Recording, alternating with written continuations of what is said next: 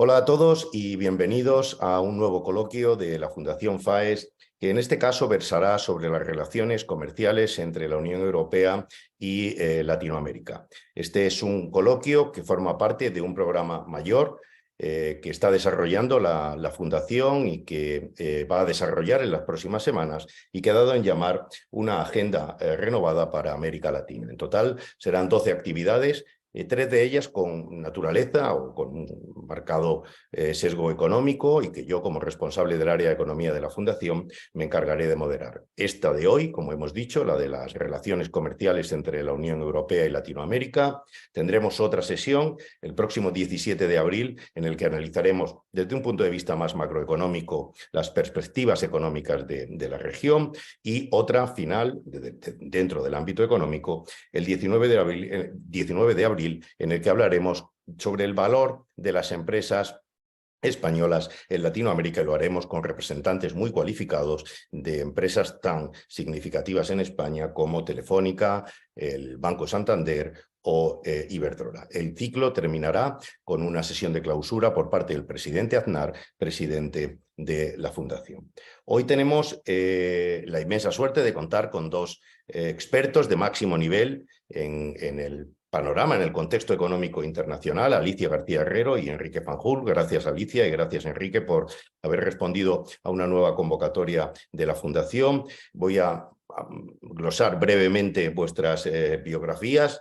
Alicia García Herrero es economista jefe para Asia-Pacífico en el Banco de Inversión Natixis, es directora del Centro para la Resiliencia y la Innovación de Asia-Pacífico, investigadora senior de Bruegel y del Think Tank para Asia de la Universidad Nacional de Singapur. También es profesora adjunta de la Universidad de Ciencia y Tecnología de Hong Kong, asesora del gobierno español en asuntos económicos y de la Autoridad Monetaria de Hong Kong. Publica activamente en medios nacionales e internacionales como Bloomberg, BBC, CNN.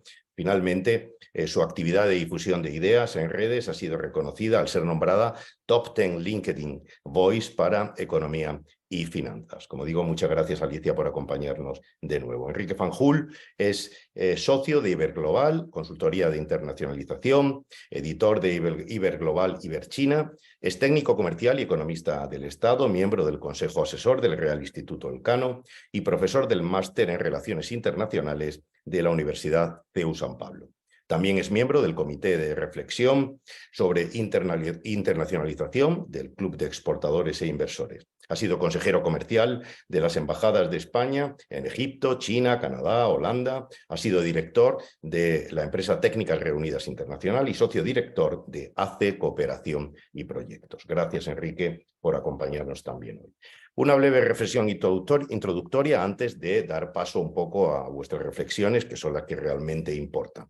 Como es bien sabido, la Unión Europea y América Latina son socios naturales desde el año 1999, en el que se celebró la primera cumbre bilateral. Desde entonces hasta ahora ha habido una paulatina integración hasta el punto en el que América Latina es la región del mundo con más vínculos y más instituciones compartidas con la Unión Europea. El vínculo económico es muy intenso. La Unión Europea es el principal inversor en América Latina y su tercer socio comercial y es su principal socio en materia de cooperación y desarrollo y de ayuda humanitaria. Durante los últimos años las relaciones bilaterales han estado dominadas por un, digamos, desinterés. La última cumbre bilateral se celebró en el año 2005 y las visitas de alto nivel quizá hayan brillado por su ausencia, pero bueno, lo que es cierto es que América Latina, en el nuevo contexto geopolítico que se ha generado en los últimos años, pues a nadie escapa que es un objeto de mucho interés y en algunos casos hasta de puja por parte de las grandes potencias económicas mundiales, dada su riqueza en recursos naturales y en materias primas esenciales y críticas, lo cual para la Unión Europea es particularmente relevante en el contexto de la transición energética hacia la plena descarbonización de la economía. Apostar por unas relaciones estrechas entre la Unión Europea y América Latina pues puede ser una vía muy importante, como digo, para eliminar cuellos de botellas en esos objetivos estratégicos de la Unión.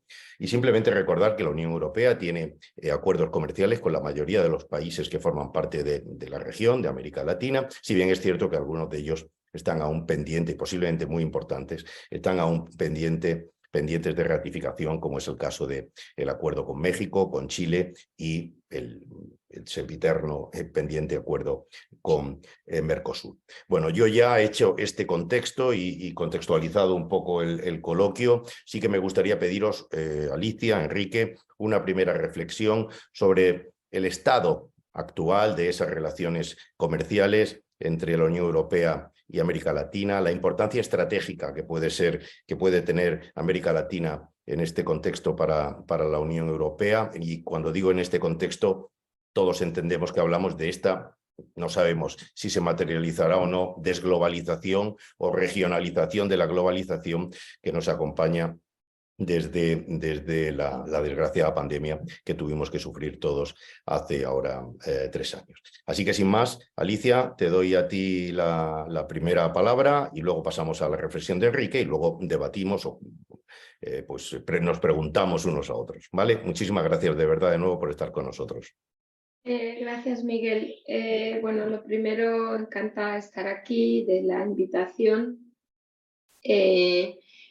Bueno, es la tarea de hablar de América Latina. Yo me voy a centrar obviamente en las relaciones con China, pero digamos que escuchándote y entendiendo la importancia de la Unión Europea como socio, no socio comercial, desde luego que ya como socio comercial, sin duda es China el que domina las relaciones comerciales con América Latina, pero aún como inversor y en el ámbito de la cooperación. Lo que pasa es que lo que decimos que ocurre exactamente igual con África. África es la misma visión, es decir, Europa ya no es el primer socio comercial, es China, en importaciones y exportaciones, y con algunas excepciones, pero la región en su conjunto, pero en inversión sigue siendo Europa y en cooperación también. Lo que pasa es que en préstamos, que nos olvidamos, o sea, Project Finance es China y en América Latina también, aunque he de decir que esos préstamos ya, yo hablo de manera estructural, pero de manera cíclica, desde el 2020 son prácticamente cero. Solo que nadie más, digamos, está haciendo esa labor. O sea, una cosa es la presencia de banca extranjera y de participación, digamos, local, y otra cosa son los préstamos transfronterizos y la financiación de proyectos. Entonces, nadie ha sustituido a China. Eso es lo que quiero decir lo primero.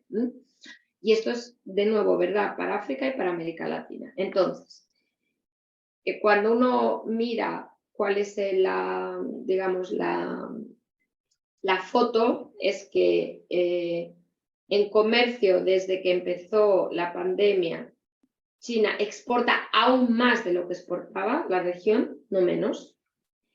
Y ya digo, la misma reflexión se puede hacer para África, para Asia, para el sudeste asiático, para la India. O sea, que es que cuando hablamos de América Latina, en cierto modo, es una foto fija de lo que está pasando en el resto del mundo, al menos en lo que llama China, o más que China ya, el sur global, ¿no? Este Global South. Bueno.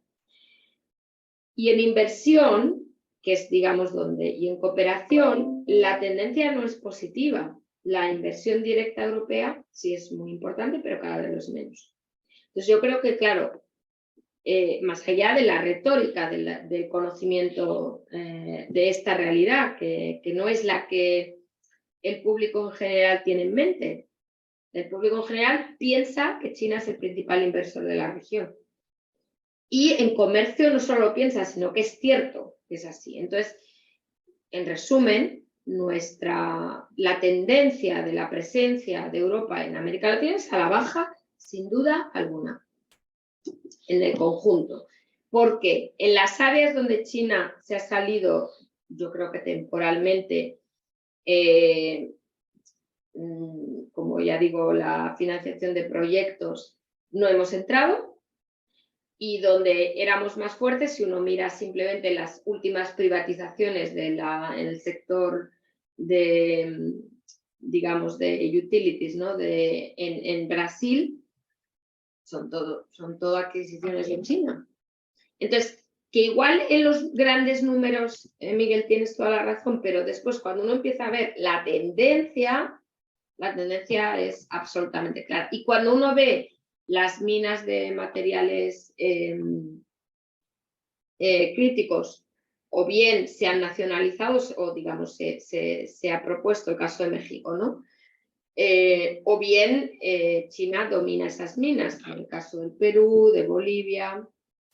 O sea, yo creo que para mí, digamos, en el conjunto, yo describiría esta situación como, a pesar de, digamos, de que están poniendo menos financiación los chinos en América Latina, aún así la percepción y yo creo que la realidad es de un dominio mayor, recientemente mayor, de China en América Latina que no de Europa en América Latina. ¿Qué más puedo decir? Que a la vez que hago esta reflexión, la imagen de China y también de la ruta de la seda, porque bueno, las dos cosas las hemos mirado, en la imagen de China y de la ruta de la seda en América Latina se ha deteriorado mucho. Entonces es como una paradoja, ¿no? Porque dices, bueno, ¿por qué? Bueno, pues el mayor deterioro no es con Ucrania, olvidémonos, porque no me parece que sea un tema en la región, sinceramente lo digo, sino que es durante la pandemia. El 2020, la caída brutal de la imagen de China en el mundo, pero también en América Latina, es durante la pandemia. Y parece mentira porque pues, hubo, pues eso, ¿no? Al principio fue lo que llamaban el mass diplomacy, ¿no? Después fueron las vacunas, pero no funcionó. Y yo creo que ahí es interesante que Europa entienda dentro de lo que es el soft power por qué esto no funcionó y qué no sé, qué se puede hacer para aprender de esto y qué tipo de soft power puede tener Europa para que, siendo el principal inversor, nadie lo sepa, ¿no? Y se pueda, con perdón, aprovechar de que esa imagen de China se ha deteriorado. ¿Cómo podemos aprovechar esta realidad, ¿no? O sea, seguramente que, aunque suene mal, si fuera lo contrario, desde luego que China diría, vamos a aprovechar esta oportunidad si fuera la imagen de Europa que se hubiera desmoronado, ¿no? Como se desmoronó durante la crisis soberana europea, ¿no? Pues, bueno, pues lo mismo, ¿no? Pero yo ahí creo que no estamos aprovechando, y acabo, porque quiero que, como bien dices, haya discusión, no estamos aprovechando esos instrumentos que hemos creado justo para esto, ¿no? El Global Gateway, no sé, los acuerdos estratégicos de materiales críticos, tenemos el caso de Chile. O sea, realmente acelerar, ¿no? Estos procesos y utilizar esa ventana de oportunidad de una imagen más negativa para, digamos, al menos ser reconocidos por lo que hemos hecho hasta la fecha en términos de inversión. Y yo creo que no estamos, o sea, el Global Gateway sigue siendo una, ¿no? Como una figura casi, ¿no? De Santo Tomás de Aquino, no sé, como algo, no sé, así, no real, ¿no? No hay proyectos, no hay ejemplos, no hay nada. Y ya digo, en acuerdos, ¿no? Hemos tenido ahora la comisión anunciando el critical, no sé si se llama en español, esta nueva legislación de materiales críticos, pero no sé, podríamos haber empezado por cerrar el acuerdo con Chile, ¿no? O sea, algo más concreto. Pero no veo que se esté haciendo. Entonces yo creo que estamos perdiendo una gran oportunidad. Y ya está. Esta es mi reflexión. Siento ser tan Pero bueno, es que al final hay que también ver o sea, para hacer algo también hemos de entender dónde estamos y cuáles son las oportunidades que se presentan y por qué las estamos perdiendo, porque no estamos reaccionando rápido, ¿no? a esta peor imagen de China en la región. Hasta que igual mejore, porque está ya mejorando, porque tenemos el Global South Initiative, porque China ha llegado a un acuerdo entre Irán y Arabia Saudita, porque puede que llegue a un acuerdo después del viaje, ¿no?, a Moscú de Xi Jinping. Imaginémonos que China acaba siendo el broker de esta guerra europea. Pues claro, para América Latina esa imagen que se ha deteriorado puede de repente mejorar enormemente. Entonces, las ventanas de oportunidad no son eternas, son ventanas de oportunidad, ¿no? Como bien dice la palabra. No son edificios de oportunidad, son ventanas. Entonces, ya digo que yo acabo por decir que la ventana se está cerrando y la oportunidad con ella también. Y eso es todo. Muchas gracias, Alicia. Luego tendremos oportunidad cuando Enrique haga su reflexión, pues de hacerte algunas preguntas que me ha suscitado tu intervención. Enrique, cuando quieras, nos ilustras. Muy bien. Yo también, lo primero de todo, decir que estoy encantado de participar en este coloquio, ¿no? Muchas gracias, Miguel. Muchas gracias a FAEST por invitarme, ¿no? Bueno, yo en esta, digamos, intervención inicial pensaba hablar un poco del momento actual de las relaciones Unión Europea-Latinoamérica y centrándome sobre todo en, bueno, cuáles creo que son, por un lado, los factores positivos que pueden favorecer esta relación y, por otro lado, cuáles son los factores negativos o los condicionantes que pueden, por así decirlo, obstaculizar el desarrollo de la relación. Como se ha apuntado antes, efectivamente, en los últimos años, Latinoamérica no ha estado muy en el radar, digamos, de la Unión Europea, ¿no? Ha recibido pues una atención relativamente escasa en lo que se refiere, en primer lugar, a reuniones bilaterales. La anterior cumbre fue en el año 2015, la anterior cumbre bilateral Unión Europea-CELAC, la Comunidad de Estados Latinoamericanos y del Caribe, ¿no? No ha habido muchas visitas oficiales, pero es cierto que este año se anuncia, al menos en teoría, como un año en el cual se pretende dar un impulso importante a estas relaciones, ¿no? Y el hecho quizá más significativo al respecto va a ser la cumbre que se va a celebrar en julio en Bruselas, ya bajo la presidencia española, digamos, y bueno, y hay declaraciones que han hecho, yo he oído declaraciones de Josep Borrell, el comisionado para política exterior de la Unión Europea, hablando de que 2023 tenía que ser el año de las relaciones entre la Unión Europea y Latinoamérica. Hay efectivamente algunos factores, y entro ya un poco en lo que decía, que pueden ser positivos, ¿no? Es decir, estamos como consecuencia de las convulsiones que se han producido en el mundo en los últimos 3 o 4 años, con la pandemia primero, con la guerra de Ucrania después, estamos asistiendo claramente a una cierta reconfiguración de lo que podíamos llamar la geografía de las relaciones económicas internacionales, ¿no? De ahí que se haya hablado se hayan popularizado conceptos como el de diversificación geográfica, no depender excesivamente de determinados mercados o de determinados suministradores, del nearshoring, del friendshoring, etcétera, ¿no? Y bueno, es decir, este es un primer elemento que entiendo yo que puede favorecer, digamos, la atención hacia Latinoamérica, ¿no? Que Latinoamérica o buena parte de los países de Latinoamérica digamos, ofrezcan en este sentido unas ventajas, ¿no? Caso, si se quiere, más significativo o más importante a destacar es el de México, por ejemplo, ¿no? Que se está beneficiando de la llegada de inversiones de empresas americanas y de empresas de otros países también, ¿no? Que quieren utilizar a México como plataforma para llegar a los mercados, en primer lugar, fundamentalmente de Estados Unidos, pero también de Canadá, ¿no?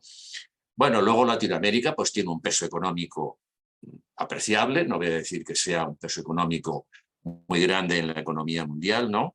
Pero luego hay otro elemento también que creo que es importante, es decir, la crisis de estos últimos tiempos ha puesto de relieve la importancia que tienen los suministros en materias primas, en minerales, en energía, etc. Y este es un activo, quizás es el activo más importante que puede ofrecer Latinoamérica desde un punto de vista económico, ¿no? Por poner un ejemplo concreto, el litio. Es decir, el litio que se ha convertido en un producto de gran importancia hoy en día para la fabricación de vehículos eléctricos, para la fabricación de productos electrónicos, etc. Pues Latinoamérica tiene 2/3 de las reservas globales de litio, ¿no? Es decir, lo cual, bueno, es sin duda un elemento muy importante, ¿no? China, de hecho, mencionaba antes Alicia, las inversiones chinas en Latinoamérica, y China ha invertido de manera importante en minas y en fabricación de litio, ¿no? Bueno, yo diría que estos son una serie de elementos, ¿no? Es decir, su peso económico, su peso en recursos minerales, etcétera, su mayor proximidad en términos de sistema político, de sistema social, que pueden favorecer, digamos, este impulso que se quiere dar por parte de la Unión Europea a las relaciones con Latinoamérica, ¿no? Frente a eso hay algunos elementos importantes que pueden actuar como freno o que pueden actuar como condicionantes, ¿no? Y que de hecho han estado actuando, es decir, no son nuevos, es decir, vienen de hace tiempo, de hace mucho tiempo, ¿no? En primer lugar, tenemos un poco bueno, los cambios políticos que se han producido en Latinoamérica, que generan importantes incertidumbres, ¿no? Han llegado en estos últimos años pues, una serie de gobiernos de izquierda o de centroizquierda, y aquí se plantea, es una interrogante que no está resuelta, pero se plantea una interrogante importante respecto a qué orientación van a seguir estos gobiernos en su política económica. Y esto, lógicamente, condiciona mucho, es decir, las posibilidades de desarrollo de las relaciones comerciales, porque no hay que olvidar que por mucho que la Unión Europea a nivel político quiera impulsar las relaciones comerciales con Latinoamérica, son las empresas luego las que irán a invertir, irán a comerciar, etc. Son las empresas las que van a ser verdaderamente las protagonistas de esas relaciones comerciales. Y las empresas, yo creo que están preocupadas por la incertidumbre, por las incertidumbres que existen en una serie de países latinoamericanos con los cambios que se han producido en los gobiernos.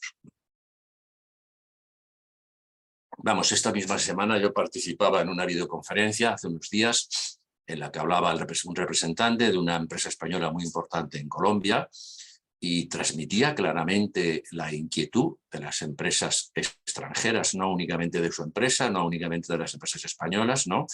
El presidente Petro, bueno, ya ha abordado alguna reforma importante, pero señalaba este empresario como que están anunciadas importantes leyes de reforma en el ámbito laboral, en el ámbito fiscal, etcétera, y las empresas están un poco a la expectativa de qué es lo que va a pasar con estas leyes, ¿no? Digamos que esto hay que situarlo en un contexto histórico que yo diría que es mucho más amplio. Latinoamérica, desgraciadamente, ha presentado con frecuencia problemas de inseguridad jurídica, por un lado, ¿no? De inseguridad jurídica para la actuación de las empresas, también problemas de inestabilidad política, y eso lo estamos viendo recientemente con las manifestaciones que ha habido en Chile, con los cambios políticos que se han producido en Perú, etcétera. Es decir, que tiene en este sentido, es decir, Latinoamérica unos condicionantes que en principio no son muy favorables desde el punto de vista empresarial. Y cara a potenciar las relaciones entre la Unión Europea y Latinoamérica, creo que sería importante, que sería conveniente despejar esas incertidumbres que existen en la actualidad y, desde luego, sobre todo, ofrecer un marco de negocios que sea más friendly, que sea más amistoso para las empresas extranjeras, ¿no? En este sentido, y voy a terminar con esto, esta primera intervención, ¿no? Hay un dato que es muy significativo, que Latinoamérica suele puntuar muy mal en los rankings que se hacen sobre competitividad internacional, ¿no? Por poner un ejemplo, podría mencionar varios, ¿no? Pero el estudio de competitividad que hace la Escuela de Negocios IMD, Suiza, ¿no? Tiene también sede en Singapur, si no me equivoco, ¿no? Bueno, pues de 63 países que considera en su ranking de competitividad, el primer país latinoamericano que aparece en la lista es Chile, en el puesto 45, ¿no? Y los dos últimos países de los 63 países considerados son dos países latinoamericanos, Argentina y Venezuela. Y de los 10 últimos países en el ranking, 6 son países latinoamericanos. Entonces, con esto lo que quiero decir es que sí, que este año sin duda hay una voluntad política de dar un impulso a las relaciones económicas y comerciales con Latinoamérica por parte de la Unión Europea, pero que hay una serie de factores que pueden favorecer el desarrollo de esas relaciones, como mencionaba al principio, pero que también hay una serie de condicionamientos o de frenos que pueden hacer que esto quede, bueno, no voy a decir en agua de borrajas, pero que quede más bien en unas declaraciones de intenciones, en acuerdos que se firmen, pero que luego tengan una difícil traducción en la realidad por esos problemas a los que me he mencionado. Y si te parece, Miguel, yo por el momento me callo para poder dialogar, etcétera. Muy bien, muchísimas gracias, Enrique, por tu intervención, también muy clarificadora. A mí me surge una primera pregunta a raíz de vuestras intervenciones y es, primero, por encima de todo, me llama un poco la atención que en ninguna de las dos intervenciones, y ni yo inicialmente, hayamos mencionado a Estados Unidos, cuando realmente Estados Unidos tradicionalmente ha sido un actor muy relevante en la región, aunque solo sea por proximidad con Centroamérica, ¿no? Evidentemente, y con los problemas o las inquietudes que eso genera. Y luego, con respecto también a la intervención que ha hecho Alicia, me surgen dos dudas. Una es, da la sensación un poco de que hablamos de una especie de juego de suma cero, en que como que la inversión de la Unión Europea y la de China como que son excluyentes, y no sé hasta qué punto eso es cierto o no, porque desde fuera la sensación que hay es que en América Latina hay tantas cosas por hacer, tantas cosas que mejorar y tantos, digamos, tanto potencial por extraer, que tendría sentido que pudiéramos ver en el futuro que varios bloques, por decirlo de alguna forma, económicos mundiales, pues incrementaran en absoluto su participación. Y luego, no sé hasta qué punto que habéis mencionado los dos, digamos, esta atención escasa que últimamente se observa de la Unión Europea en Latinoamérica, tiene que ver un poco con, en el fondo, digamos, las inversiones, hasta donde puedo entender, las inversiones en términos cualitativos, las inversiones de China y de la Unión Europea no son homologables. Es decir, todos sabemos que la Unión Europea, además de los recursos financieros, impone una especie de condicionalidad en términos de bueno, pues de respeto al medio ambiente, en términos de respeto a derechos sociales, en términos de tal, que no sé hasta qué punto, entiendo, y esto supongo que Alicia tú nos puedes ilustrar, entiendo que China no impone, ¿no? Entonces posiblemente también desde el otro lado se pueda ver más atractiva una inversión que no me impone ningún tipo de condicionalidad a otra que sí. O sea, dejo un poco esto en el aire, papel un poco de Estados Unidos, saber si efectivamente hay espacio para todos o en el fondo es una cuestión excluyente, y luego la condicionalidad, que no solo es en caso de Latinoamérica, que esto es, digamos que todos los aspectos cualitativos que acompañan un acuerdo comercial de los que va cerrando la Unión Europea, que pues, no los cuestiono, sino simplemente me imagino que son relevantes para el que recibe un poco la inversión o la apertura comercial. No sé cómo lo veis. Alicia, si quieres, yo creo que puedes empezar tú hablando del tema de China, la condicionalidad, etcétera. Yo bueno, quería luego... entonces, sí, perdona, Enrique. A ver, condicionalidad obviamente es, bueno, suma cero. Obviamente nada es suma cero y el mundo multilateral, o sea, el multilateralismo está basado en que no hay suma cero, pero es que este mundo ya no es el mundo en el que nos movemos, por desgracia. Si hay no sé, hay unos recursos, ¿no?, de níquel, son a suma cero. Claro que son a suma cero, porque no hay más. Y es esto de lo que estamos hablando. Si hay un metro que construir en cualquier lugar del mundo, o no sé, la ampliación del canal, es suma cero, porque lo hace uno. O sea, claro que uno podría decir, se puede hacer un canal como en su día, recuerdo que se discutió, creo que era en Nicaragua, pero bueno, nadie lo hizo porque no era rentable, pero dentro de lo que es rentable, es bastante a suma cero. Es que este es el problema, que en los libros aprendemos que no es suma cero, pero cuando uno habla con un constructor, ¿no?, te dice suma cero, porque o lo gana él o lo gana otro. Entonces, claro, me explico, o sea, yo creo que hay que entender que cuando hablamos de suma cero es porque estamos hablando de las cosas que queremos hacer, de las cosas rentables, de las cosas interesantes. De las otras, claro que no es suma cero. Pero es que, seamos sinceros, estamos ahí. Número uno. Número dos, encima, más allá de lo difícil que es ponernos de acuerdo, 27 países, lo sabemos todos perfectamente de qué estamos hablando, encima nosotros tenemos unas limitaciones que son que nuestros acuerdos comerciales tienen que tener de todo. Es como tener no sé, un Jaguar de estos, ¿no?, que me parece muy bien, ¿no?, el medio ambiente, los derechos humanos.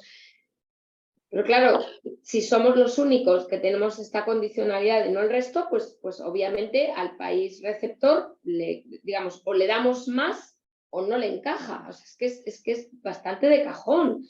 Y seguimos diciendo que es gratis hacer esto. Y no es gratis. Podemos seguir haciéndolo, pero por lo menos no nos engañemos. Digamos que no es gratis y que, como son nuestros valores, nosotros los queremos seguir empujando, que me parece muy bien, pero al menos reconociendo que no es gratis. En cuanto al impacto comercial o de facilidad de negociación. Eso es el punto de la condicional. Estados Unidos, pues es que Estados Unidos no hablamos de él porque está ensimismado, o sea, está realmente pensando en sí mismo. Entonces, claro que no hablamos de él porque tampoco él habla de nosotros, ¿no?, o de América Latina. Entonces, ¿cómo vamos a hablar de Estados Unidos cuando realmente uno de los problemas graves de la región, en mi opinión, acabamos de tener a Honduras pasando, ¿no?, sus relaciones diplomáticas hace poquísimo de Taiwán a China. Si Estados Unidos estuviera al tanto de que quedan 13 países con relaciones diplomáticas con Taiwán, Honduras no cambiaría. Porque sería, o mejor dicho, igual sí, pero el coste, o sea, para China sería mayor. Pero como Estados Unidos no está, el coste es bajo. Entonces, claro, yo creo que aquí no hablamos de Estados Unidos, y esto, como bien dices, es muy llamativo, pero hay que entender por qué. No hablamos porque realmente la presencia en la región es muy limitada. O sea, hay una presencia, obviamente, de seguridad, histórica, sin duda, pero cuando hablamos de un contrato, o incluso en el ámbito comercial, es que si nosotros decimos que hemos ido para atrás, lo de Estados Unidos ya es otra liga. Pero eso no nos debería de alegrar, porque en el fondo a mí me parece que, cuando dices que no hay suma cero, o sea, que por qué hablamos de suma cero, yo te diría que hablar de suma cero es más obvio para China que para Estados Unidos. Y entonces, claro, el hecho de que Estados Unidos no esté, yo no lo veo como un gran favor que se nos hace, sino que queda un vacío enorme de seguridad, incluso de estándares, porque Estados Unidos tiende a utilizar estándares europeos, seamos sinceros, o al menos comunes, pero en muchos casos europeos. Y en el caso de China no. Entonces yo pienso que para nosotros esto es más un problema que una solución. O sea, a mí no me hace no me siento cómoda con que Estados Unidos no esté en la región, porque me parece que deja un hueco muy, muy grande y nosotros no nos vamos a Que la Unión hacer ese Europea hueco. no está tapando, ¿no? Claro, o sea, un Eso es, eso hueco de es. valores, hueco de tal que no está tapando. Exacto. Enrique, ¿cómo lo ves tú? Sí, bueno, yo quería comentar, a propósito de lo que ha dicho Alicia, que me ha parecido muy oportuno, hablando de la condicionalidad. Efectivamente, es decir, a veces la postura que mantiene la Unión Europea puede crear, en este sentido, problemas adicionales para la actuación de las empresas. Estoy pensando, por ejemplo, hay un tema que ahora yo creo que está preocupando cada vez más a las empresas europeas y, por lo que he visto, también a las empresas españolas, ¿no?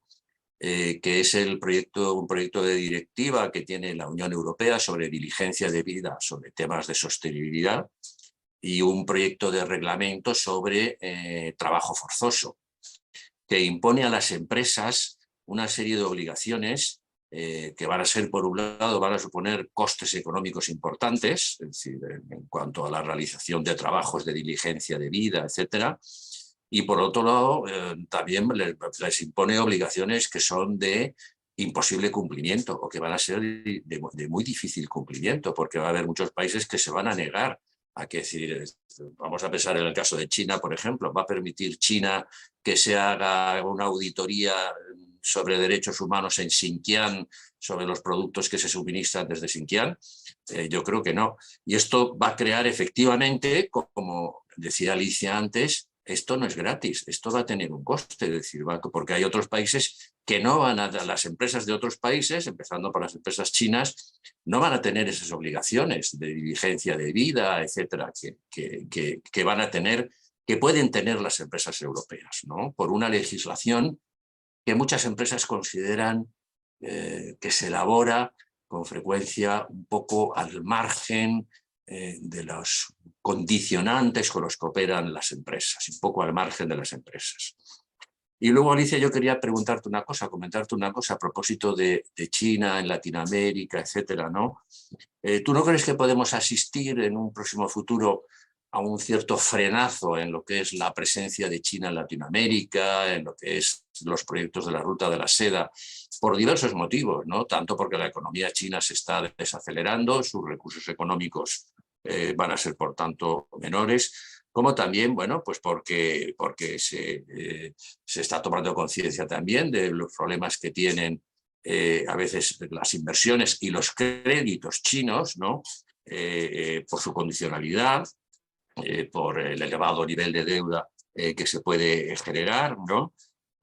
También por los riesgos que puede suponer una elevada dependencia en el comercio y las inversiones con China. Es decir, como hemos comentado ya antes, China es el primer socio comercial de bastantes países latinoamericanos, ¿no? Esa dependencia, imaginemos, es un caso hipotético, pero yo creo que no es descabellado pensar en él y no es algo, digamos, muy real.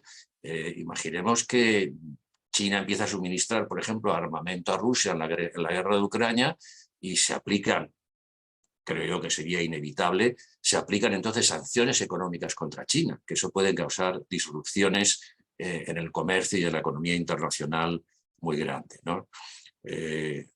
Bueno, no sé qué opinas al respecto, Alicia, tú que eres la gran experta en los temas de China, ¿no?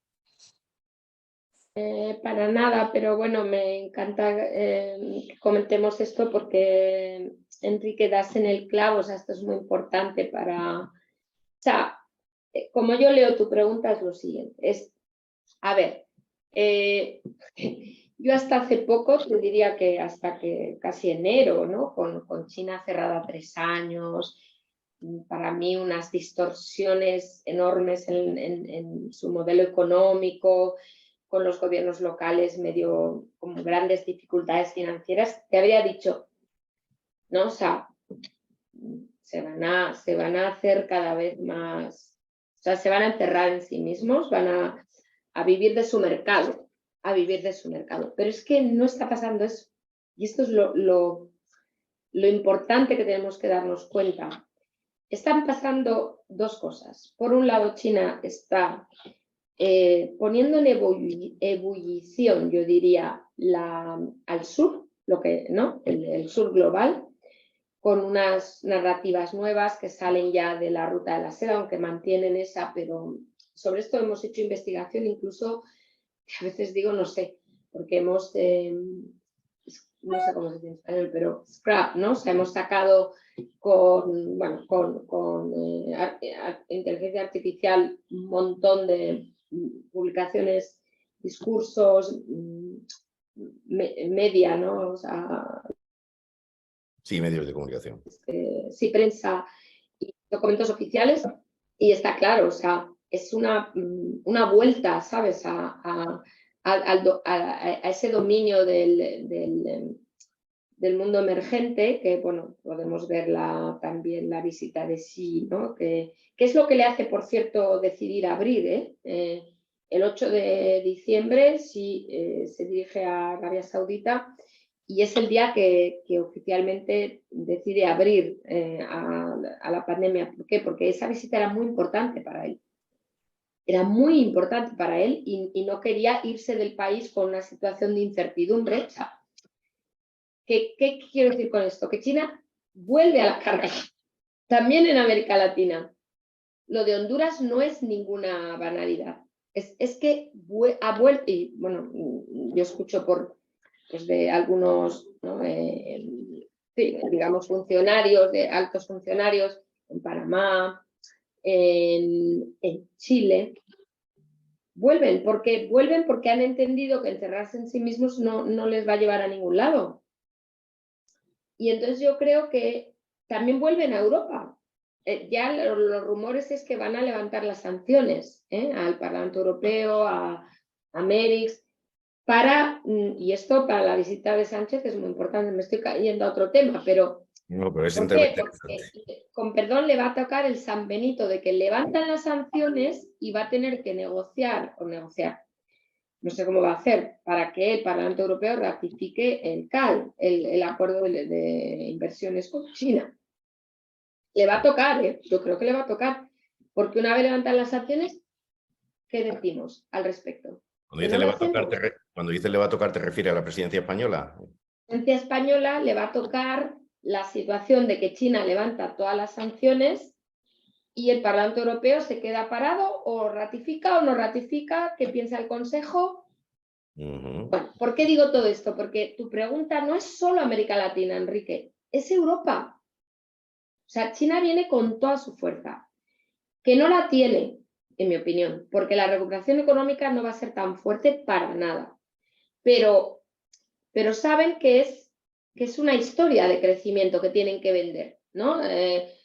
Nosotros, ¿cómo es? El 50 aniversario, el turismo, los visados. Yo es que me dan ganas de decir, ¿pero qué pasa? Que ahora la gente solo puede ir donde el gobierno les dice que vayan. O sea, es increíble. Pero no decimos eso, decimos, qué bien los visados.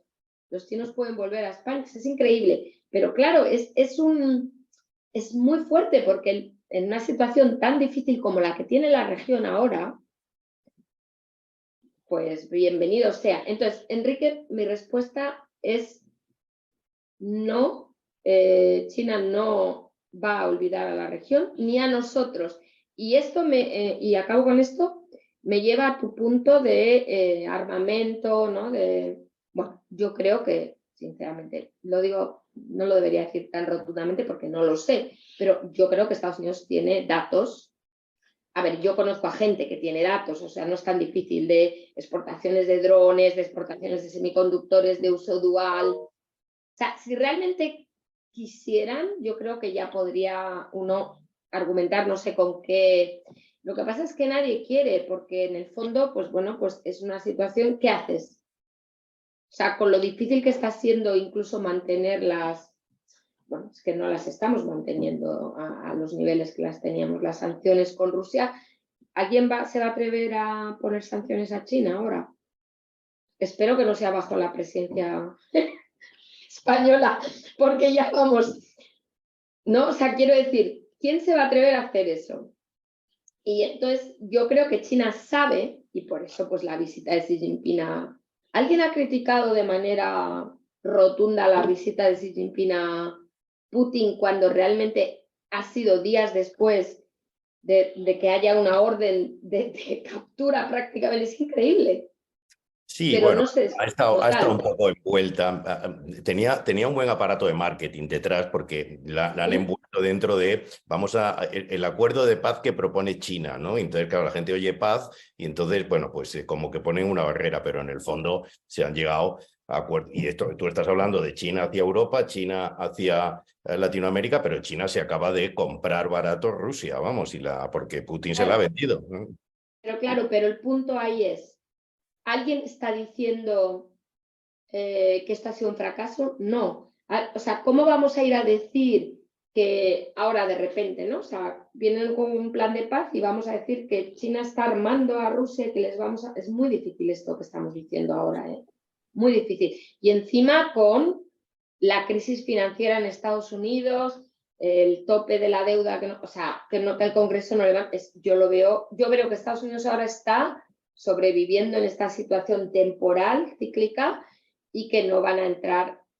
Yo creo que no. Entonces, en resumen, yo creo que China ahora está mucho más fuerte. Igual es verdad que será cíclico pero yo no creo que esté saliéndose de la región. Es más, me parece que en todo caso deberemos de prepararnos para otra ola de compras, especialmente en materiales críticos y de acuerdos estratégicos, que no al revés. Esta es mi visión. Muchas gracias, Alicia. Habíamos comprometido contigo porque sé que te tienes que ir en 8 minutos, así que si no os importa, lanzo y por supuesto, Enrique, cualquier comentario que quieras hacer a la pregunta que tú habías hecho me parece perfecto. Si quieres decir algo ahora, No, vamos, es decir, mi me ha planteamiento parecido era tirando muy un poco más hacia España, ¿vale? Al final es nuestra tierra. España sí que ha jugado un papel muy importante, históricamente, es evidente la relación con Latinoamérica, pero sin embargo, también existe una percepción de que España ha dejado, ha levantado ese anclaje estratégico que teníamos en Latinoamérica y de hecho deberíamos ser punta de lanza de la Unión Europea en las relaciones con Latinoamérica. ¿Es eso cierto? ¿Lo veis así vosotros? Y luego, Alicia, antes de que te vayas, me encantaría que me repitieras, porque me parece muy, muy interesante el dato que has dicho de los 13 países que ya tienen relaciones diplomáticas con China y han abandonado las de con Taiwán, ¿no? Pero son 13 de los 20, ¿no? Son 20 más o menos los de Latinoamérica, ¿no? No, lo que quería decir, solo aclaro eso después, es que quedan solo 13 países en el mundo, incluyendo Paraguay, hay otro latinoamericano, pero después hay pequeñas islas que tienen aún relaciones diplomáticas con Taiwán. Vale. Honduras era uno y lo ha dejado de ser. Vale, Eso es vale. lo que... Vale. Es que no sabía si era en la región o en general y me pareció un dato demoledor. Y bueno, ¿cómo veis a España? ¿España tiene un papel a jugar en esto o realmente sí que no tenemos fuerza? Si China no sabemos si tenemos fuerza o no, a lo mejor nosotros no tenemos ya fuerza para hacer esto, ¿no? Para liderar un movimiento de la Unión Europea hacia Latinoamérica. Hombre, yo en relación con este tema creo que lo que es importante es, primero, tener una fotografía más precisa de la situación, porque efectivamente hablamos mucho y es muy corriente hablar de que Iberoamérica es la gran zona comercial, económica, a la que debe dirigirse España, a la que se dirige España, que es una referencia fundamental, etcétera, ¿no? Y esta idea es un tanto mítica, es decir, un tanto exagerada, es decir, Y un par de datos, es decir, sirven para ilustrarlos, ¿no? El año pasado Latinoamérica ha absorbido el 4,7% de las exportaciones españolas, de todas las exportaciones españolas, ¿no? Para ponerlo esto en perspectiva, Portugal recibió el 8,2% de las exportaciones españolas. Es decir, que solamente a Portugal España exporta casi el doble de lo que exporta a toda Latinoamérica, desde México hasta Argentina. Es decir, por tanto, en comercio, digamos, la importancia que tiene Iberoamérica, Latinoamérica para nosotros es relativamente limitada. Es más importante en inversiones, eso claramente, ¿no? Aunque ahí también lo que hay que señalar es que la tendencia es decreciente. Es decir, las explicaciones del por qué pueden ser más complicadas, pueden tener que ver con esos problemas de marco de negocios a que yo me refería anteriormente, ¿no? Pero digamos, es decir, en el año 2021, que es el último año para el cual tenemos estadísticas, pues el flujo de inversión española a Latinoamérica representó el 14% del total. Cuando en 3 o 4 años anteriores había representado en torno al 25%, etc. Que hay una tendencia también ahí decreciente, digamos, de lo que son los flujos de inversiones. Dicho esto, está claro que tenemos unos vínculos con Latinoamérica que son muy importantes. Vínculos demográficos, bueno, aparte de los vínculos históricos, pero tenemos una población latinoamericana de origen latinoamericano muy importante en España, tenemos una población española de origen español muy importante en Latinoamérica, tenemos los vínculos culturales, los vínculos de la lengua, etc. Y dicho eso, bueno, pues está claro que España tiene y debe tener un interés, digamos, por impulsar las relaciones con Latinoamérica dentro de la Unión Europea. Y yo pienso, y así lo están declarando los políticos, que va a aprovechar España su presidencia europea para intentar dar un impulso a esas relaciones. Muchas gracias, Enrique. Si quieres añadir algo a Alicia, si no, como yo es que soy un paranoico de la puntualidad, pues nos quedan 4 minutos. Solo agradecer, ha sido muy interesante, quizás para 20 segundos o no, menos de un minuto, por la presidencia europea. Yo creo que aquí lo que me parece a mí que nos va a llegar es la resaca del Inflation Reduction Act, ¿no? O sea, todo lo que estamos ahora legislando, pero que se va a ver que no tiene suficiente cuerpo para digamos, cambiar las cosas. Y claro, allá hay algunos países latinoamericanos, Chile, Bolivia, pero ¿qué ocurre? Que los plazos de esos acuerdos comerciales son imposibles. O sea, podemos obviamente mostrar, ¿no? Pero es que además hay otro problema, o sea, que tenemos por otro lado a una Francia un Macron muy debilitado, que lo último que va a hacer es levantar sus preocupaciones por la política agrícola, ¿no? Es que lo veo muy difícil. Entonces yo, si tuviera que para nada estoy involucrada, pero si tuviera que intentar poner aquí algo, pues quizás intentaría algo más como, no sé, talento, acuerdos ciencia y tecnología, o sea, algo un poquito que sea visible, por ejemplo, en todo lo que son los acuerdos Horizon de investigación europea, que ahora ya, por ejemplo, por daros un ejemplo, Taiwán está incluido, pues igual incluir a México, a Chile, o sea, cosas que sean visibles que podamos hacer. Yo haría esto.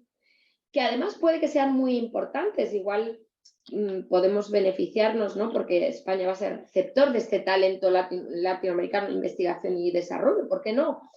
Porque yo encuentro que los acuerdos comerciales, no. Es que estamos atascados con esto. Y dije un minuto y ya me he pasado, pero bueno. Enrique, ¿quieres hacer alguna conclusión antes de que os despida? No, bueno, simplemente que existen muchas incertidumbres, ¿no? Es decir, que existen muchos factores y muchos condicionantes geopolíticos de muy diverso tipo, Estados Unidos, China, etcétera, ¿no? y que vamos a ver, estoy de acuerdo con Alicia en que los acuerdos comerciales, hombre, no hay más que tener en cuenta que con el acuerdo de Mercosur me parece que llevamos más de 20 años, ¿no? Vamos a ver, se está renegociando ahora el acuerdo con México y con Chile, ¿no?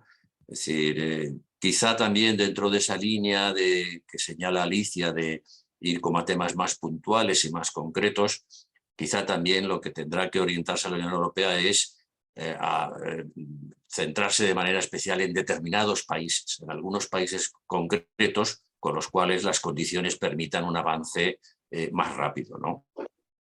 Pues muy bien, muchísimas gracias Enrique, muchísimas gracias Alicia, ha sido un auténtico placer hablar con vosotros. Me llevo la sensación de que las relaciones comerciales UE-Latinoamérica, pues bueno, pasarán por mejor momento en el futuro, pero bueno, hay mucha incertidumbre y que cuando hemos hablado de las relaciones comerciales Unión Europea-Latinoamérica, la palabra que más hemos utilizado ha sido China, con lo cual el mundo está cambiando y evidentemente ahora ya que me imagino que hay que analizar estas relaciones comerciales y relaciones entre países con otros parámetros.